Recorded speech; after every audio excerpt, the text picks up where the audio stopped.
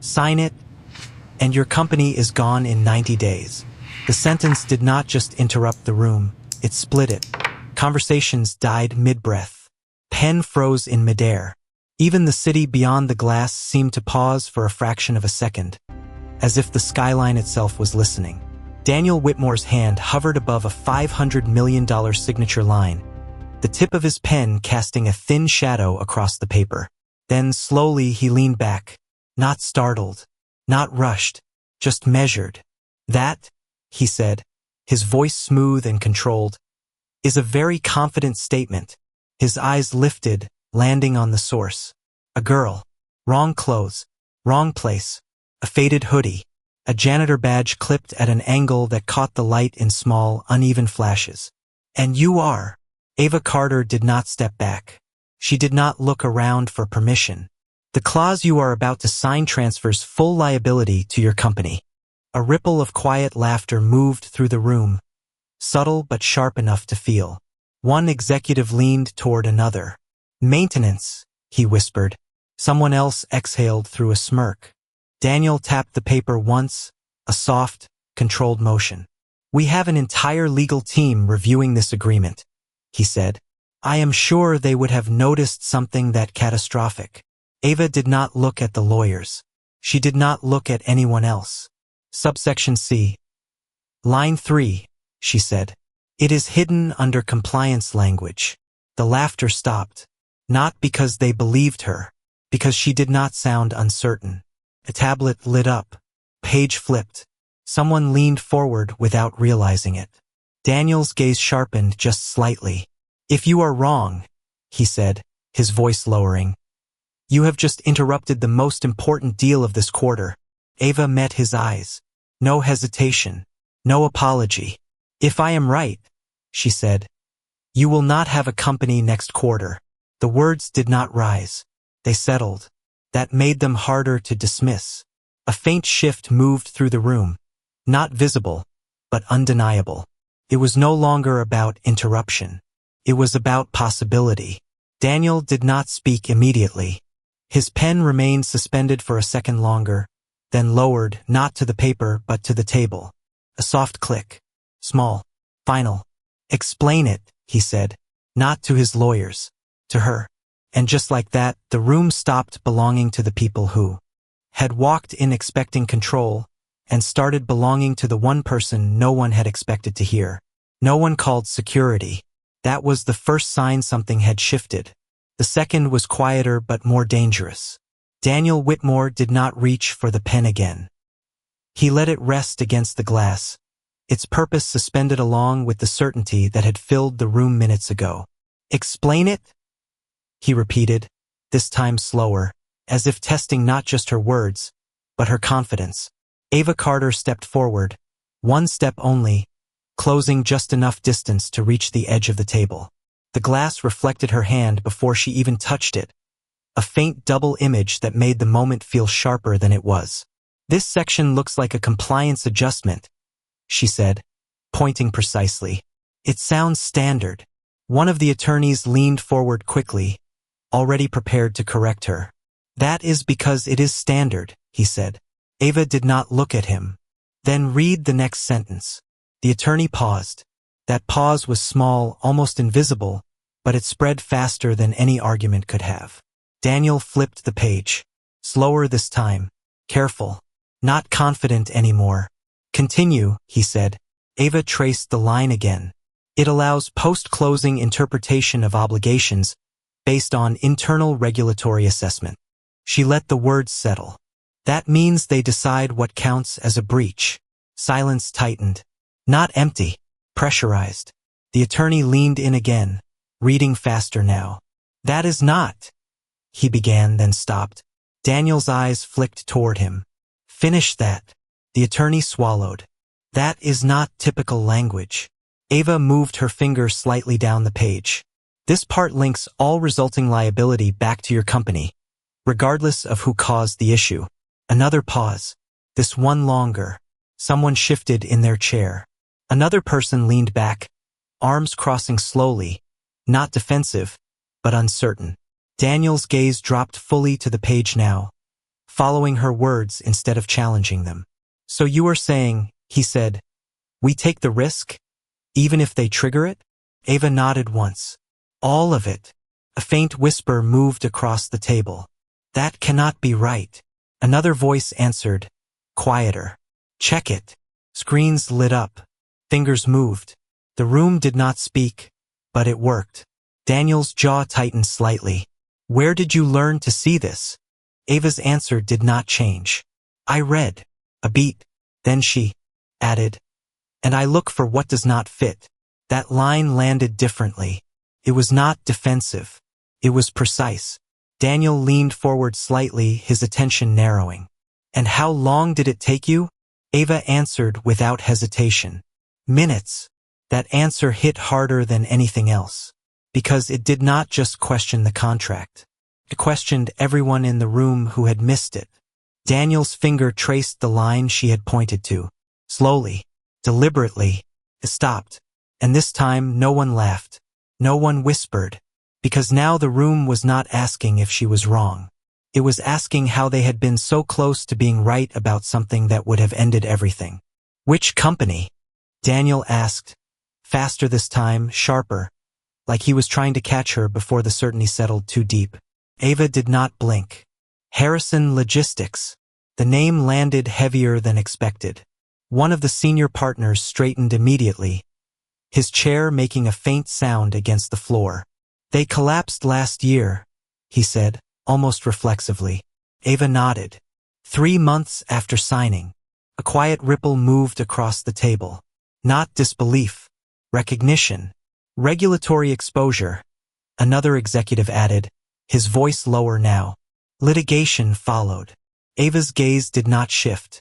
Because of a clause like this one. Daniel's attention snapped back to her. You are making a direct comparison. Ava shook her head slightly. I am identifying a pattern. That distinction mattered. Daniel leaned back slowly, folding one hand over the other, his posture controlled but no longer relaxed.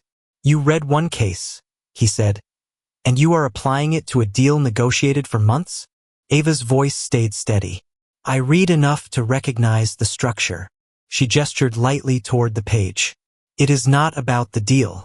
It is about how risk is hidden.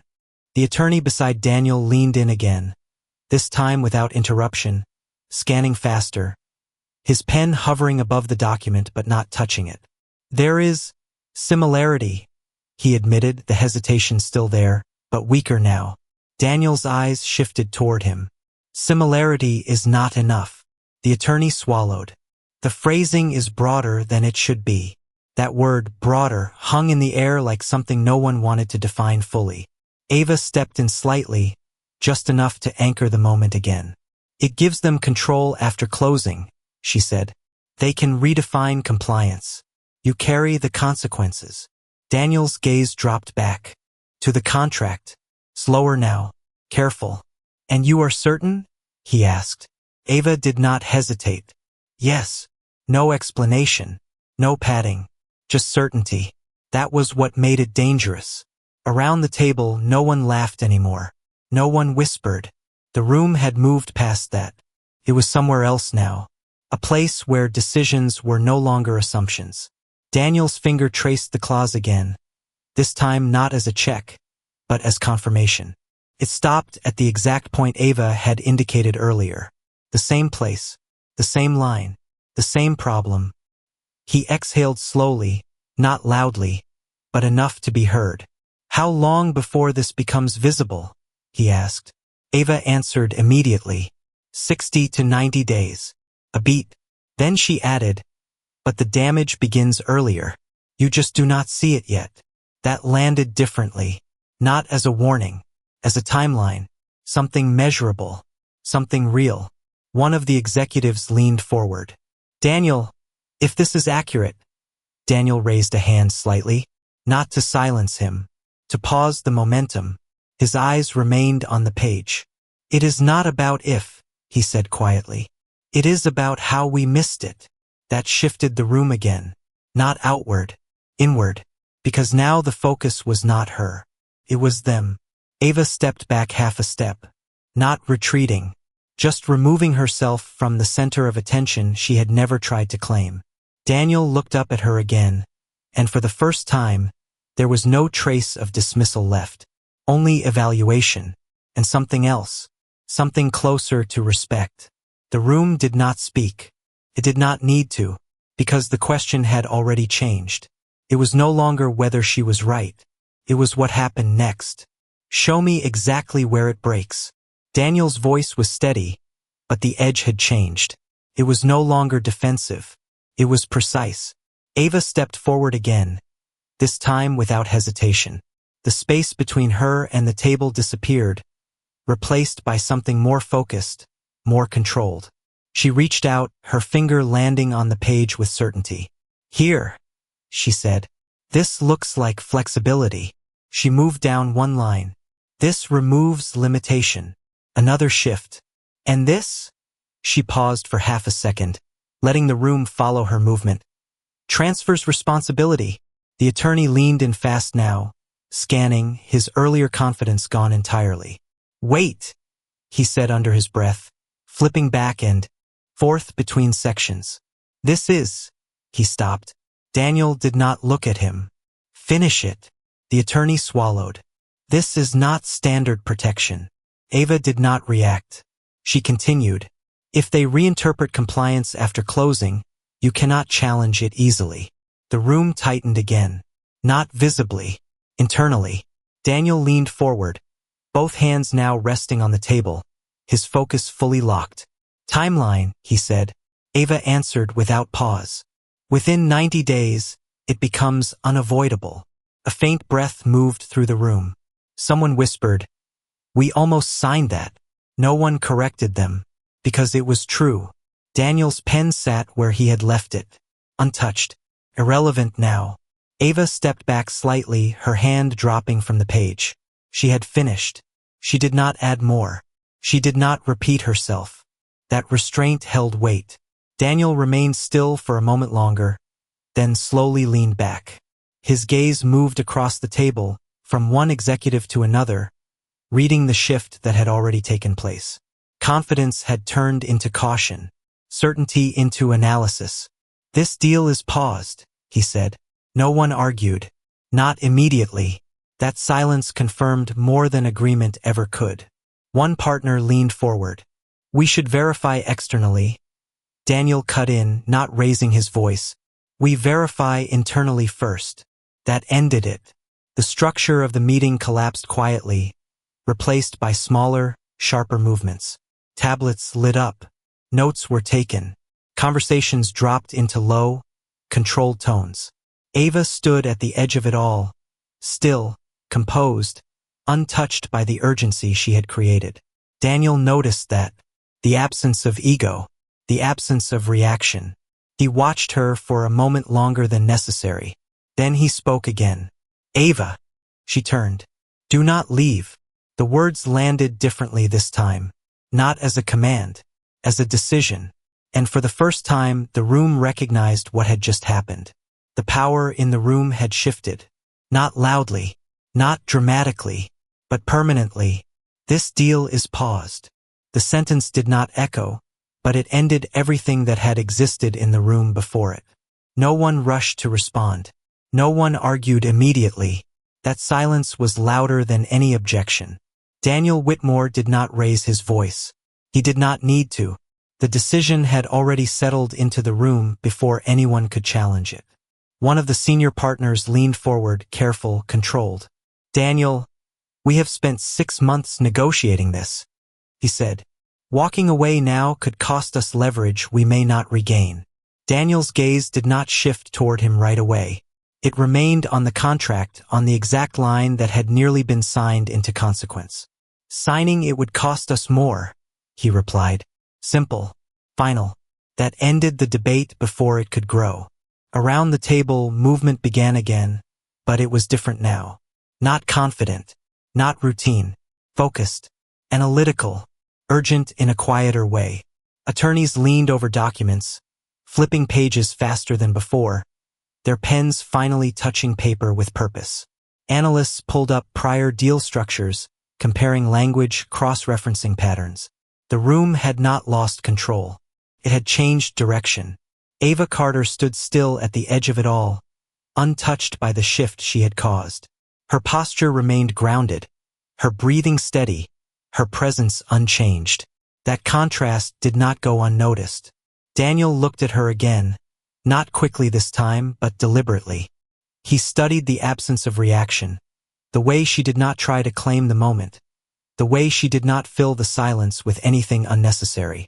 90 days, he said again, his voice quieter now, more precise. Ava nodded. That is when it becomes visible. And before that? He asked. It builds, she said. You just do not see it yet. That answer carried weight. Not dramatic, not exaggerated, real. Daniel leaned back slightly, his hand resting flat against the table, no longer reaching for the pen, no longer considering the signature. You understood this from one read? He asked. Ava did not hesitate. Yes, a beat. Then she added, because I was looking for what did not belong. That line landed deeper than anything else she had said. Around the table, no one met his eyes, not because they were ashamed, because they understood what she meant. Daniel stood slowly, the movement pulling attention back toward him without effort. Chairs shifted in response, not out of habit, out of awareness. We are done here, he said, not abrupt, not dismissive, conclusive. People began to gather their materials, conversations forming in low tones as they moved toward the door. But the energy had changed. It was no longer about closing a deal.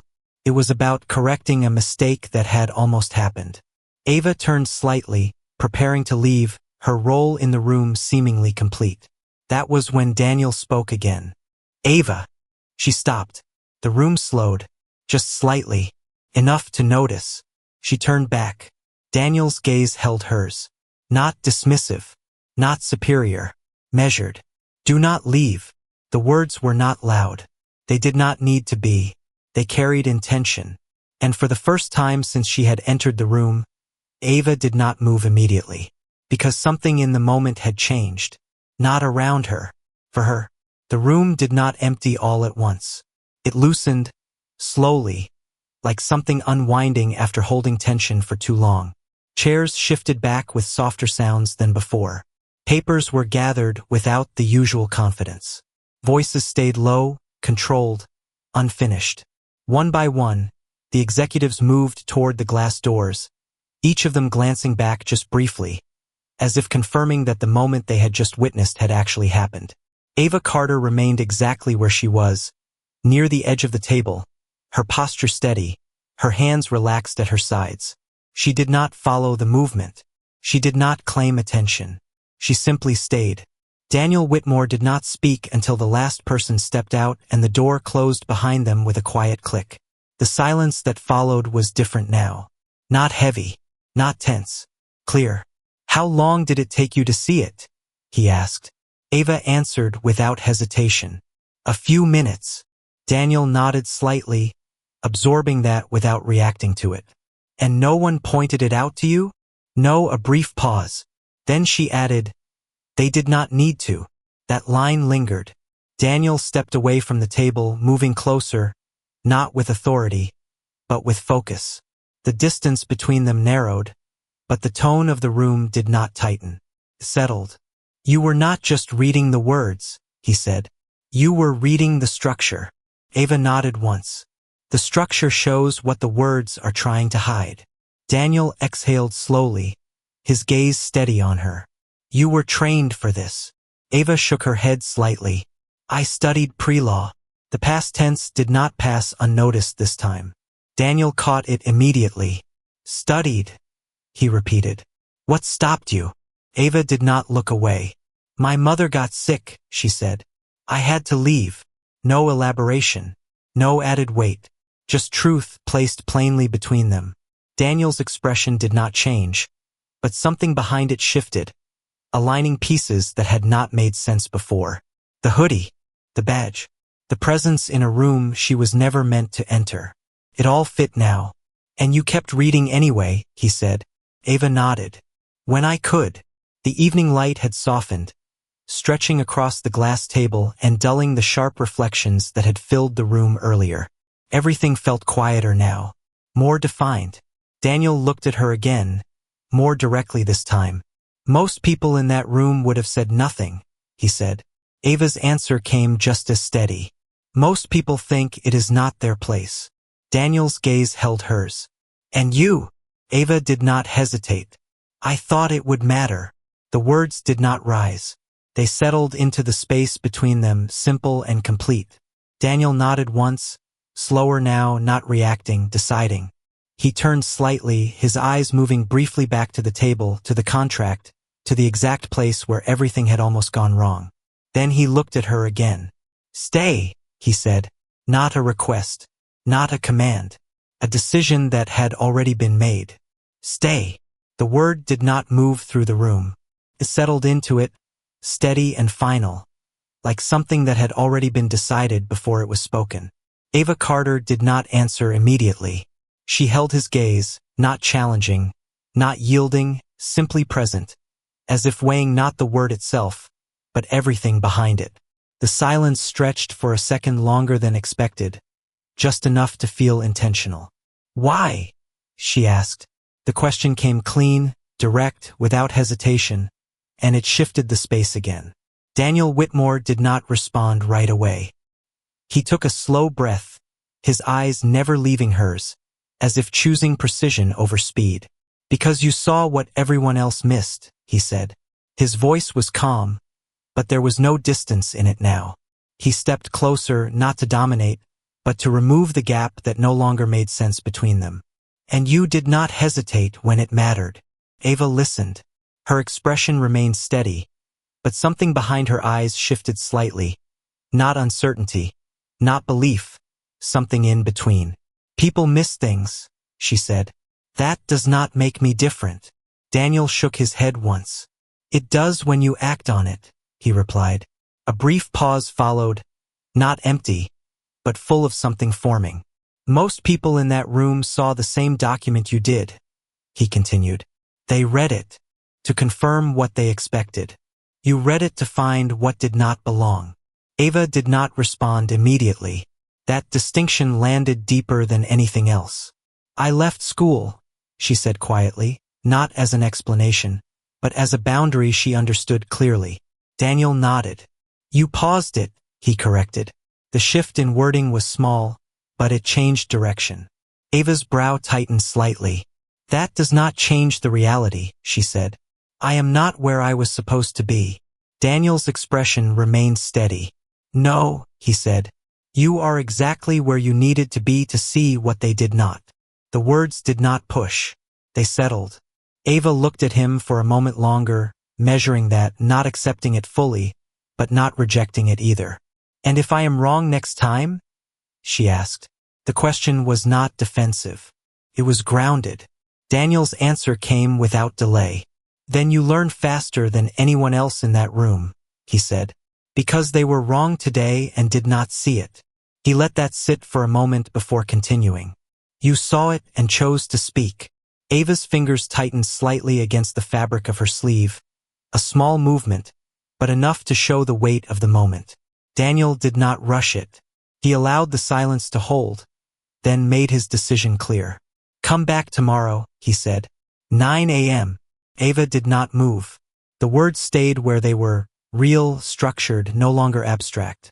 Daniel continued, his tone unchanged. You will not stand on the side of the room. A slight pause. You will sit at the table. That was the line that shifted everything.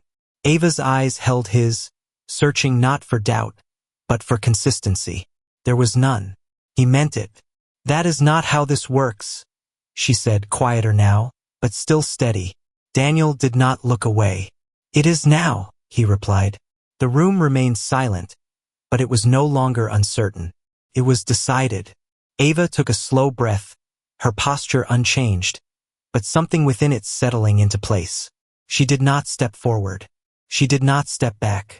She simply stood there, understanding that the moment had already moved past hesitation. And for the first time, the distance between where she was and where she could be no longer felt impossible. felt immediate. 9 a.m. Ava Carter repeated the words. Again, slower this time, as if placing them somewhere they could not be moved later. The room did not respond, but it held the sound of it, steady and clear. Daniel Whitmore nodded once, not affirming the time, but the decision itself. 9 a.m., he echoed. Ava's eyes dropped briefly to the badge clipped to her hoodie, the worn plastic catching a thin strip of evening light before fading again. It looked the same, felt different, temporary. She looked back up. I work nights, she said. It was not resistance. It was reality stated plainly. Daniel did not hesitate. Then we adjust, he replied. You will not be on that shift tomorrow. The certainty in his voice did not force the moment. It stabilized it. Ava held his gaze, measuring not just the words, but the intention behind them. Why me? She asked again. The question did not carry doubt, carried precision. Daniel's answer came immediately, without hesitation, without reconsideration. Because you were right when it mattered, he said. A slight pause followed, not to build tension, but to let the truth of it settle. And because you chose to speak when it would have been easier not to. Ava did not respond right away. The words did not push her. They reached her. There were people in that room with more experience, more authority, more reason to question that contract. Daniel continued. They did not. You did. Ava's fingers brushed lightly against the edge of her sleeve. A small, almost unconscious movement. That does not mean I belong there, she said quietly. Daniel shook his head once. It means you already proved you do. The distinction landed clean. Ava looked at him, searching not for reassurance, but for consistency. There was none missing. He was not offering possibility. He was stating direction. This does not change where I came from, she said. Daniel's expression remained steady. It does not need to, he replied. It changes where you are going. The room remained quiet, but it no longer felt like a place of decision. It felt like a place where a decision had already been made. Ava took a slow breath, steady, controlled, grounding herself in the moment rather than reacting to it. Then she nodded. Okay. The word was simple, but it carried commitment. Daniel did not smile. He did not need to. He turned slightly, reaching for the contract on the table, closing it with a deliberate motion that marked the end of something that almost happened and the beginning of something else entirely. You will not walk into that room unprepared, he said. You will have everything you need. Ava listened, absorbing the shift from possibility to structure. Background on the deal. Prior cases. Risk analysis. You will understand it before anyone asks you to speak. Ava nodded once more, not because she was told to, but because it aligned with how she already thought. Daniel's gaze remained on her for a moment longer. And your mother? He asked. The question was unexpected, but not misplaced. Ava blinked once, then answered. She will still be working. Daniel nodded. Make sure she knows your schedule will change, he said. If there are concerns, they will be handled. The statement was not explained further. It did not need to be. Ava did not question it. She simply accepted it as part of what had already been set in motion. The evening light outside had shifted fully now, the skyline turning into a grid of small, steady lights reflecting against the glass walls of the room. Ava turned toward the door, her steps calm, unchanged in pace, but different in meaning. She was not leaving because she was finished. She was leaving because she would return. At the door, she paused for a fraction of a second, her hand resting lightly against the handle, feeling the cool surface beneath her fingers. Behind her, the room remained still, but it no longer held the same weight it had before. It held something quieter, something resolved. Ava opened the door and stepped out into the hallway, the sound of it closing behind her soft but final. And for the first time since she had walked into that room, the path in front of her did not feel uncertain. Felt chosen. The hallway absorbed her footsteps without resistance, the sound soft against polished floors that reflected thin lines of overhead light. Ava Carter walked at the same pace she always had, steady, measured, unhurried, but something inside that rhythm had changed. It was no longer movement between tasks. It was movement toward something. The badge on her hoodie brushed lightly against her chest, catching a brief flicker of light with each step, the edges worn, the plastic scratched, familiar in a way that felt different now. Temporary. That was the word that settled without being spoken. She reached the elevator and pressed the button, her finger resting there for a moment longer than necessary, feeling the small vibration beneath the surface.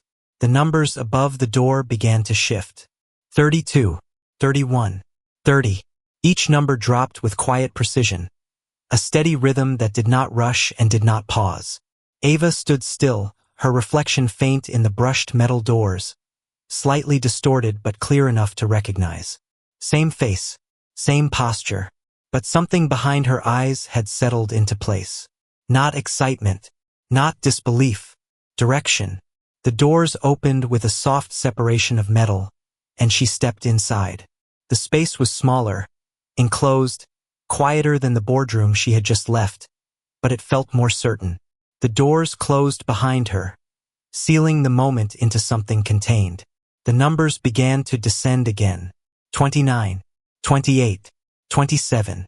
Ava exhaled slowly, not releasing tension, but marking a transition. Tomorrow, 9 a.m. The words remained steady, not loud, not demanding, but impossible to ignore. They were no longer possibility. They were structure. Above her, the boardroom remained still, the glass walls now reflecting a city that had shifted fully into evening, lights stretching across the skyline in steady patterns. Daniel Whitmore stood alone near the window, his silhouette blending with the reflection of the city beyond, no longer separated from it, but part of it. He did not move immediately. His gaze lingered on the table, on the closed folder, on the space where Ava had stood. The pen still rested where he had set it down, untouched, its purpose delayed indefinitely. He walked back toward the table slowly, his hand brushing lightly against the glass surface, feeling its cool stillness beneath his fingertips. For a moment, he looked down at the exact line that had almost been signed, the place where certainty had nearly replaced awareness. Then he looked away, not because it no longer mattered, but because it had already done what it needed to do. It had been seen, understood, corrected. The room held that quietly. No conversation, no movement, just the presence of something that had shifted without needing to announce itself. Back in the elevator, the numbers continued to fall. 15, 14, 13. Ava's reflection moved with her, steady, unchanged, but no longer. Unnoticed, not even by herself. Her hand adjusted slightly at her side, a small movement, grounding, real. She did not rush the descent. She did not anticipate the next moment. She allowed it to arrive. The doors opened again at the lower floor, the quiet hum of the building returning as the space widened around her. She stepped out, her pace unchanged, her path familiar, but her direction no longer the same. Above, Daniel remained by the window for a moment longer before turning back toward the empty room, his gaze steady, his posture calm. He did not need to say anything. He did not need to confirm anything. The decision had already moved past words. And somewhere between the top floor and the ground, between a signature that never happened and a voice that did, something had shifted permanently. Not loudly, not visibly, but in a way that would not return to what it had been before.